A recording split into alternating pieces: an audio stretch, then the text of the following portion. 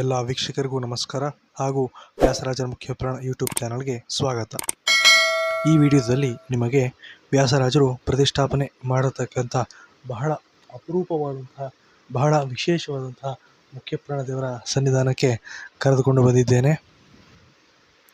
ನೀವೆಲ್ಲ ಚಿಕ್ಕಬಳ್ಳಾಪುರ ಜಿಲ್ಲೆಯಲ್ಲಿರುವ ಕರ್ನಾಟಕದ ಸುಪ್ರಸಿದ್ಧ ಐತಿಹಾಸಿಕ ನಂದಿ ಬೆಟ್ಟಕ್ಕೆ ಭೇಟಿ ಕೊಟ್ಟೇ ಇರ್ತೀರ.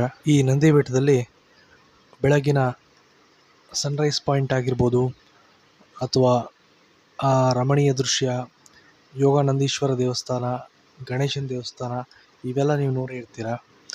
ಆದರೆ ನಾನು ತೋರ್ಸೋಕ್ಕೆ ಹೊರಟಿರೋದು ಈ ನಂದಿ ಬೆಟ್ಟದಲ್ಲಿ 500 ವರ್ಷಗಳ ಹಿಂದೆ ಮಹಾನುಭಾವರಾದಂತಹ ವ್ಯಾಸರಾಜ ಗುರು ಸಾರ್ವಭೌಮರು ಇಲ್ಲಿ ಒಂದು ಮುಖ್ಯ ಪುರಾಣ ದೇವರನ್ನ ಪ್ರತಿಷ್ಠಾಪನೆ ಮಾಡಿದ್ದಾರೆ.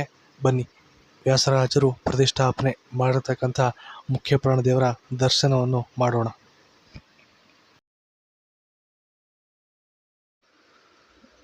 ನಂದಿ ಬೆಟ್ಟದ ಮೇಲ್ಗಡೆಗೆ ನೀವು ಬಂದು ಏನು ಆ ಪರಿಸರ ದೃಶ್ಯ, ವ್ಯೂ ಪಾಯಿಂಟ್ಗಳು ಎಲ್ಲ ನೋಡಿದಾದ್ಮೇಲೆ ಮೇಲ್ಗಡೆ ಒಂದು ಗಣೇಶನ ದೇವಸ್ಥಾನ ಇದೆ. ಆಮೇಲೆ ಪಕ್ಕದಲ್ಲೇ ಒಂದು ನಂದಿನಿ ಹಾಲಿನ ಕೇಂದ್ರ, ನಂದಿನಿ ಪಾರ್ಲರ್ ಇದೆ. ಆ ಎರಡರ ಮಧ್ಯದಲ್ಲೇ ಈ ಪುಟ್ಟ ಆಂಜನೇಯನ ದೇವಸ್ಥಾನ ನಿಮಗೆ ಕಾಣಸಿಗುತ್ತದೆ.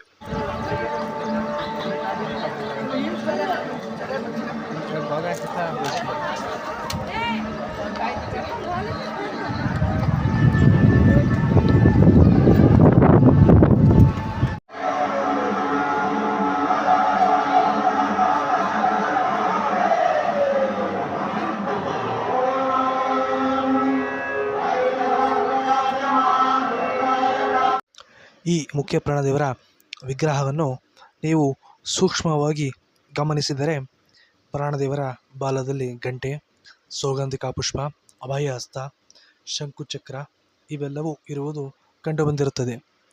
ಇವನ್ನೆಲ್ಲ ಗಮನಿಸಿದರೆ ಈ ಮುಖ್ಯ ಪುರಾಣ ದೇವರನ್ನು ವ್ಯಾಸರಾಜರೇ ಪ್ರತಿಷ್ಠಾಪನೆ ಮಾಡಿರುತ್ತಾರೆಂದು ಹೇಳಬಹುದಾಗಿದೆ.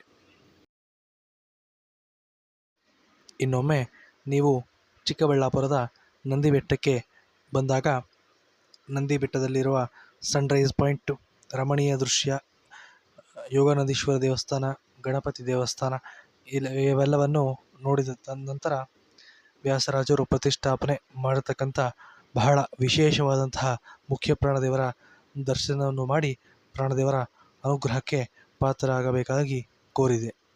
ಧನ್ಯವಾದಗಳು.